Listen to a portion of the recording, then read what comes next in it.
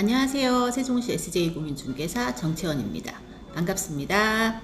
이번 영상은 제가 2주 전 민간임대아파트 오송 대강 모재비양 2차를 분양 예정이라 하면서 1차를 비교해 대략적인 정보를 올리면서 제가 무제한 전매 가능 부분과 대금 납부 조건 등은 어떻게 진행되는지, 민간임대아파트의 가장 큰 장점 등 전편에서 다루지 못한 것들을 말씀드리고 가려고 합니다. 우선 무제한 전매가 가능 이 부분은 오송 대강 모재비양 1차 입주자 모집 공고문을 살펴보면 당해 주택은 사업 주체의 동의 없이 임차인의 임차권, 양도, 전대를 허용하지 않습니다. 이 부분이 이렇게 문구가 정확하게 나와 있습니다. 현재의 오송 대강 모재비양 1차는 명의 변경 날짜가 5월 24일부터 26일까지 3일간 명의 변경 예정되어 있습니다. 명의 변경 시 중도금 대출 승계도 같이 이루어질 예정이라 미리 인터넷 지금 예약 받고 있습니다. 예약하고 서류 준비해서 모델하우스에서 진행될 예정입니다. 이렇게 명의 변경을 해준다는 것은 회사가 동의를 해준다는 뜻이기에 입주 전까지는 무제한 전매 가능합니다. 하지만 민간 임대 아파트가 모두가 무제한 전매 가능은 아님을 아셔야 합니다. 작년에 했던 시흥광교 제일풍경채는 매매 예약제로 계약한 것 중 입주 전 이해 최초 계약일로부터 1년 이후로 한정했습니다. 시흥광교 제일풍경채는 매매 예약제로 확정 분양가가 공개된 상태에서 공급이었으니 8년 임대 후 분양 금액이 정해져 있다는 것은 임차인 입장에서 조금 안정적이고요. 임대인 입장에선 분양가 상한제의 법망을 피해 나갔다고 보면 분양자와 수분양자인 임차인 모두에게 윈윈이라고 봅니다. 가장 큰 예로 얼마 전 동탄 대방 디에트르의 분양가와 청약 경쟁률을 보시면 분양가격의 갭, 그게 벌써 프리미엄이라고 형성이 돼 있죠. 그거와 청약 경쟁률이 어마어마하니까요. 다음은 대금 납부 조건 한번 살펴보고 가겠습니다. 대강 모재비양 1차는 계약금 10% 중에서 우선 계약금 1천만 원 입금 후 나머지 514만 5천 원은 한 달 뒤에 입금을 받았습니다. 중도금은 50% 무이자 대출, 잔금 40% 조건이었습니다. 중도금 납입일이 2021년 2월 20일로 예정하면서 1차 중도금 납입 이전에 중도금 대출 자설을 진행했습니다.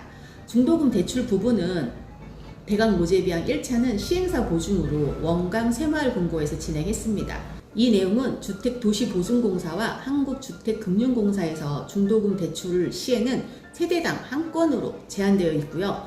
유주택자의 중도금 대출도 9억 원 이상의 주택 소유 시에는 중도금 대출 불가입니다. 대강 모재비양 2차도 1차와 비슷하게 시행사 보증으로 갈 것 같기는 합니다. 하지만 정확한 공고문 발표가 나야 알 것 같습니다.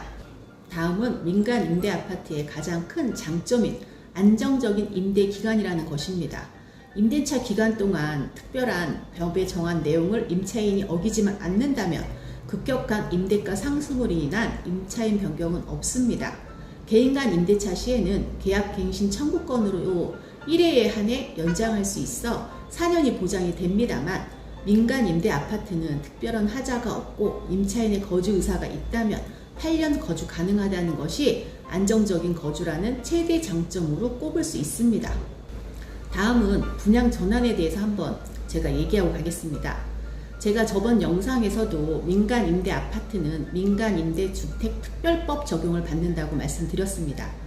민간 임대 주택 특별법에는 임대 의무 기간이 지나면 분양 전환 시 분양가, 공급 조건 등에 대해서 주택법 적용을 받지 않고 시군구와 협의한다고 말씀드렸습니다. 그 내용이 민간임대주택특별법에 나온 내용입니다.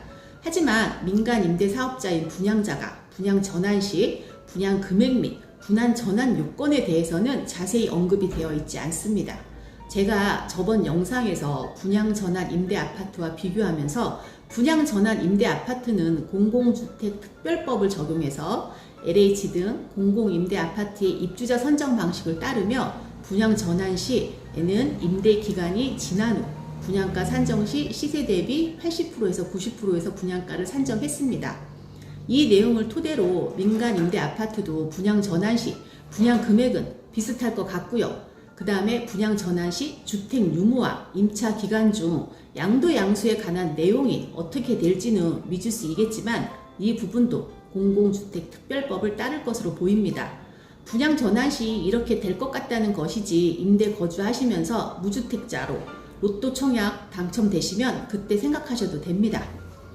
현재 오송의 아파트 정세금이 전용 84제곱미터가 3억 5천인 것에 반해 대강 2차가 2억 중반 예상을 하니 현재의 전세금 시세보다도 저렴하고, 그리고 또 신규 입주 아파트고, 또 요즘 청약의 경쟁률도 너무 높고, 경쟁률 뿐만이 아니라 아파트 당첨되면 계약금, 대금 납부 조건이 계약금 20%의 중도금 이자 후불제로 계약금 20%라는 금액은 조금 부담이 되는 금액입니다.